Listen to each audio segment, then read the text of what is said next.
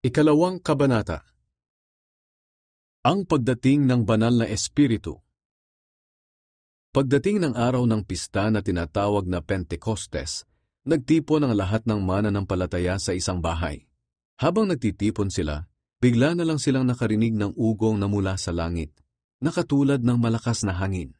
At puro ugong na lang ang kanilang narinig sa bahay na kanilang pinagtitipunan. Pagkatapos, may nakita silang mga ningas ng apoy na parang mga dila na kumalat at dumapo sa bawat isa sa kanila. Napuspos silang lahat ng banal na espiritu at nakapagsalita ng iba't ibang wika na hindi nila natutunan. Ang banal na espiritu ang siyang nagbigay sa kanila ng kakayahang makapagsalita ng ganoon. Nang panahon ding iyon, doon sa Jerusalem ay may mga relihiyosong Hudyo na nanggaling sa iba't ibang bansa sa buong mundo. Pagkarinig nila sa ugong na iyon, nagmadali silang pumunta sa pinagtitipunan ng mga mananampalataya. Namangha sila dahil narinig nilang sinasalita ng mga mananampalataya ang kani-kanilang wika. Sinabi nila, "Aba, hindi ba't mga taga-Galilea silang lahat? Bakit sila nakakapagsalita ng sarili nating wika? Ang iba sa atin ay taga-Partia, Media at Elam. Mayroon ding mga taga-Mesopotamia, Judea, Cappadocia, Pontus at Asya. Ang iba ay taga-Phrygia, Pamphylia, Ehipto at mula sa mga lugar na sakop ng Libya na malapit sa Cyrene. Mayroon ding mga taga-Roma, mga Hudyo at mga hindi Hudyo na nahikayat sa relihiyon ng mga Hudyo. At ang iba ay mula sa Crete at Arabia. Pero naririnig natin sila na nagsasalita ng mga wika natin tungkol sa mga kamangha-manghang ginawa ng Diyos. Namangha talaga ang lahat ng tao roon. At dahil hindi nila maunawaan kung ano ang nangyayari, nagtanungan na lang sila sa isa't isa, "Ano kaya ito?" Pero tinuya ng iba ang mga mananampalataya.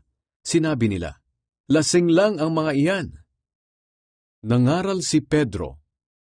Kaya tumayo si Pedro kasama ang 11 apostol at nagsalita ng malakas, "Mga kababayan ko mga Hudyo, at kayong lahat na nakatira sa Jerusalem, makinig kayo sa akin.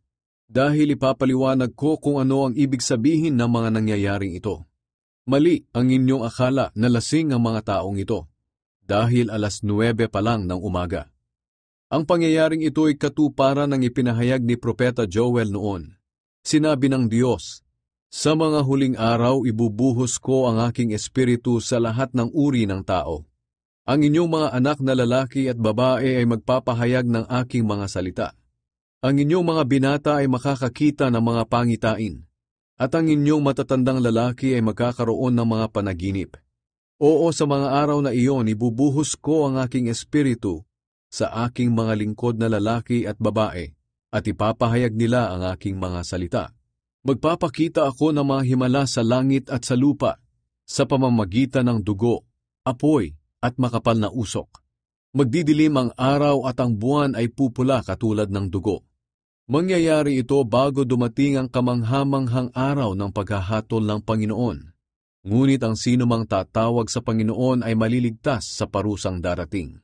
Nagpatuloy si Pedro sa pagsasalita, "Mga kababayan kong Israelita, makinig kayo sa akin. Si Jesus na taga-Nazaret ay sinugo ng Diyos sa inyo, at pinatotohanan ito ng Diyos sa pamamagitan ng mga himala at kamangha-manghang ginawa niya sa pamamagitan ni Jesus. Alam niyo mismo ang mga ito dahil ang lahat ng ito'y nangyari rito sa inyo. Alam na noon pa ng Diyos na itong si Jesus ay ibibigay sa inyo at ganito na talaga ang kanyang plano. Ipinapatay ninyo siya sa mga makasalanang tao na nagpako sa kanya sa krus. Ngunit binuhay siya ng Diyos at iniligtas mula sa kapangyarihan ng kamatayan. Dahil ang totoo, kahit ang kamatayan ay walang kapangyarihang pigilan siya. Ito ang sinabi ni David na para rin sa kanya, "Alam kong ang Panginoon ay lagi kong kasama at hindi niya ako pinapabayaan. Kaya hindi ako nangangamba. Kaya masaya ako at hindi mapigil ang aking pagpupuri sa Diyos. At kahit mamatay ako, may pag-asa pa rin ako. Sapagkat alam kong hindi mo ako pababayaan doon sa libingan. Hindi mo rin hahayaang mabulok ang iyong tapat na lingkod. Itinuro mo sa akin ang daan patungo sa buhay, at dahil sa palagi kitang kasama, masayang-masaya ako. Mga kababayan, Malinaw na hindi tinutukoy ni David ang kanyang sarili. Dahil ang ating ninunong si David ay namatay at inilibing, at hanggang ngayon ay alam natin kung saan siya nakalibing. Si David ay propeta at alam niya na nangako ang Diyos sa kanya na ang isa sa kanyang mga lahi ay magmamana ng kanyang kaharian. At dahil alam ni David kung ano ang gagawin ng Diyos, nagsalita siya tungkol sa muling pagkabuhay ni Kristo, na hindi siya pinabayaan sa libingan at hindi nabulok ang kanyang katawan. Ang kanyang tinutukoy ay walang iba kundi si Jesus na muling binuhay ng Diyos, at kaming lahat ay saksi na muli siyang nabuhay. Itinaas siya sa kanan ng Diyos at ibinigay sa kanya ng Ama ang banal na Espiritong ipinangako sa kanya. Ang banal na Espiritong ito ay ipinadala naman ni Jesus sa amin, at ang kanyang kapangyarihan ang siyang nakikita ninyo at naririnig ngayon. Hindi si David ang itinaas sa langit, pero sinabi niya, "Nagsalita ang Panginoon sa aking Panginoon, umupo ka rito sa kanan ko hanggang sa mapasuko ko sa iyo ang iyong mga kaaway." Kaya dapat talagang malaman ng lahat ng Israelita na itong si Jesus na ipinako niyo sa krus ang siyang pinili ng Diyos na maging Panginoon at Kristo. Nang marinig iyon ng mga tao, tumagos ito sa kanilang puso. Kaya nagtanong sila kay Pedro at sa kanyang kasamang mga apostol, "Mga kapatid, ano ang dapat naming gawin?" Sumagot si Pedro sa kanila, "Magsisi ang bawat isa sa inyong mga kasalanan at magpabautismo sa pangalan ni Hesukristo, at mapapatawad ang inyong mga kasalanan at matatanggap ninyo ang regalo ng Diyos na walang iba kundi ang banal na Espiritu. Sapagkat ang banal na Espiritong ito ay ipinangako para sa inyo, at sa inyong mga anak, at sa lahat ng taong nasa malayo, sa lahat ng tatawagin ng Panginoon nating Diyos na magsisilapit sa Kanya." Marami pang ipinahayag si Pedro para patunayan sa kanila ang kanyang sinabi, at hiniling niya sa kanila, "Iligtas ninyo ang inyong sarili sa masamang henerasyong ito." Marami ang naniwala sa kanyang mensahe at nagpabautismo agad sila. Nang araw na iyon, mga 3,000 tao ang nadagdag sa mga mananampalataya.